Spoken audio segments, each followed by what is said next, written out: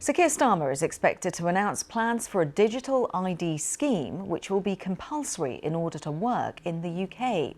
The government says it will take aspects of similar initiatives in other countries, including Australia, where digital ID is used to access private services, Estonia, where it's used to access children's records, and Denmark, where students can store information about their education.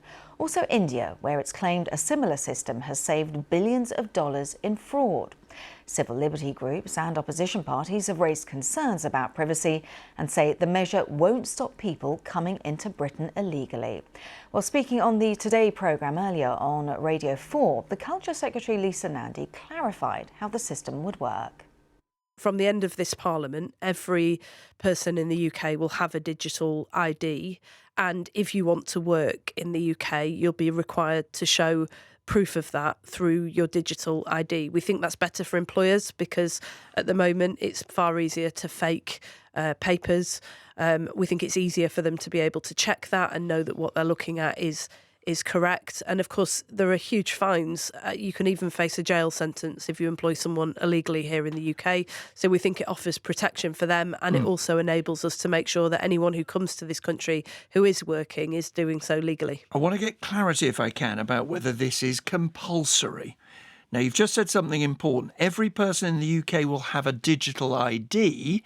Are you saying, whether you like it or not, you will have an identity that the government has for you on a database, but you will have a choice as to whether you actually have that on your mobile phone? Yes, I think that's broadly right. So every single person will have a digital ID and they'll have to have a digital ID, but they won't be required to use it on a daily basis. This is not like an ID card where you would be asked to show it as you're moving around. Many of the listeners will have been to other countries where you're required to carry an ID card at all times. That's not what we're proposing. It's not a card, it's a digital ID. But someone and could turn up at your required to have it factory on your or your phone office. or carry it around. Forgive me, but someone could turn up at a factory or an office and say, prove that you have a right to work here. Prove, in other words, that you have a digital ID. That would be effectively compulsory for all workers.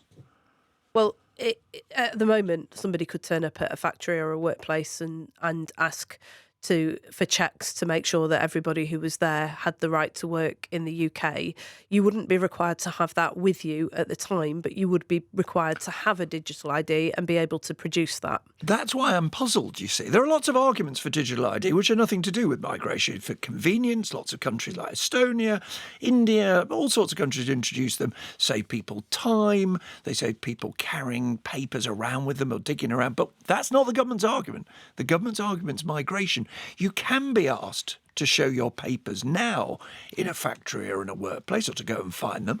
So what on earth difference is this going to make? Well, first of all, it's a much more rigid system. Or at the moment, for example, you show you give your national insurance number to prove that you have the right to work in the UK. That's not linked to any kind of photo ID or anything else. So it's far easier to pass off somebody else's national insurance number as your own. We've seen a rise in the amount of identity theft and fraud, people losing documents only then to find that somebody else has taken over their identity. And, I have many constituents who get in touch nowadays in a way that I didn't 14 years ago when I was first elected, saying that somebody has got insurance to drive using their identity. Our argument is illegal migration. That is the thing that we're most concerned about. But we do also think this is going to have major benefits. Lisa Nandy there being quizzed by Nick Robinson on the Today programme this morning. We are going to talk to our political correspondent to get a little bit more clarity about the nature of this digital scheme. But first, let's talk to Kieran Pedley, who's Director of Politics at the market research company Ipsos. Because, Kieran, you've been doing some research, you've been polling about this to find out how much public support there is. Firstly, let's start with the breadth of the research that you've done, because it was a relatively small research group. Just bring us up to date with how many people you were asking. Good morning. So we've done a nationally representative poll of 1,100 Brits online, which is a pretty standard sample size for a poll of this kind. And we asked attitudes around ID cards, both sort of hard copies and digital, and also some of the reasons for and against support for them. And thank you for clarifying that, because it's always important just to get the numbers out there. So in terms of a digital scheme, what kind of feelings were people sharing with you?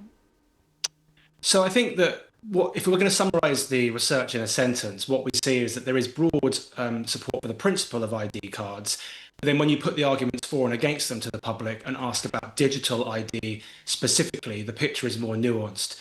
So to put numbers to that specifically, 38% of the public say they support the principle of digital ID, 32% oppose. So more in support than oppose, but less than a majority, less than half in support.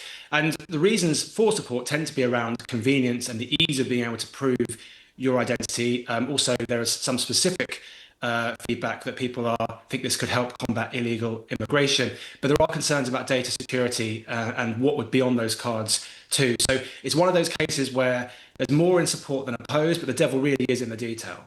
And it's that kind of detail that we don't have at the moment, which I guess makes your job very difficult. But when you then press people, what kind of questions were you asking them? Were you talking about, say, DNA information, or were you talking about other types of information that potentially could be on this digital ID scheme? Well, I think when you think about digital ID, our polling at Ipsos shows there are two broad concerns that the public have that the government will have to address. One of them is about the government itself. Trust in government is pretty low at the moment. And so there just over half of the public are concerned about the government's ability to roll out a scheme of this nature securely. On the information that would be contained on cards specifically, the public are pretty relaxed, I think it's fair to say, to have their photograph, their date of birth, perhaps information about their next of kin or their national insurance number. This is information people are reasonably relaxed about. But if this card was to include information such as your DNA, fingerprints, and perhaps sensitive information around your social security history or maybe your religious background, this is what concerns people. So again, we can give the headline numbers that say more are in support for this principle than oppose, and that is where the public are at today. There is sympathy with some of the arguments for this. But again, what matters is what information is going to be on this card and how is it going to be rolled out. Yeah, the devil in the detail as always. Kieran Pedley from Ipsos, thank you very much. And it's that detail that we are trying to work out, we are trying to analyse. And we've been hearing earlier on from Lisa Nandy. She was talking to Nick Robinson, my colleague on the Today programme on Radio 4. Let's cross over to our political correspondent, Harry Farley, who joins us from Westminster. And Harry, it's that detail that we're kind of lacking in at the moment. Let's just start with whether this is going to be mandatory, because there was a question mark over that. There was a question mark over that. So this will be compulsory in order to work in the UK, and that's the distinction that the government is making. So in order to get a job in the UK, you will have to have this digital ID card. So if, for example, if you're a pensioner, for example, or not working for other reasons, you will not have to have one. So it's not compulsory for absolutely everyone. And the government, that's one of the ways that the government is hoping to mitigate some of those concerns that, for example, the Liberal Democrats have expressed around elderly people maybe not having a smartphone, struggling with access to the internet and so on, being excluded from a universal compulsory system. This is compulsory in order to work in the UK. But so everyone, whether you're a UK citizen or not, in order to work, will have to have one. In terms of some other details that we do know, it will be held on people's smartphones, much like contactless mobile payments, for example, where you have having a boarding pass when you board a flight. You'll have to have one in order to work by the end of this decade. The government wants to have this scheme up and running by the next election. You won't have to carry it with you at all times. You won't be asked to produce it in the street, for example, but you will just need it for those right to work tests. And in terms of those other details, the government admit that they're going to consult on this. There will be a 3-month consultation announced, and then there will be legislation that has to go through Parliament. This will require a new law to bring this out. So we're not talking about this happening immediately. This will happen, consultation for the next few months, and then likely legislation next year. Yeah, they've got an awful lot to work out in terms of the detail, given that they want to implement this before the end of this political term, parliamentary term. But just in terms of the aspect of whether it's compulsory or not, I wonder, do you know, Harry, do we even know yet whether this is something that will be generated automatically, say like a national insurance number is, as we approach our 16th birthday many years ago, arguably for me. But when you get to that point, you automatically have a national insurance number generated. Is that where we are going with this? But then you don't have to have it on your phone, or is it something that you opt into, so you have to apply for it? It's a very good question, and to be honest, those kind of details will come in the consultation and afterwards when we get the details of that legislation.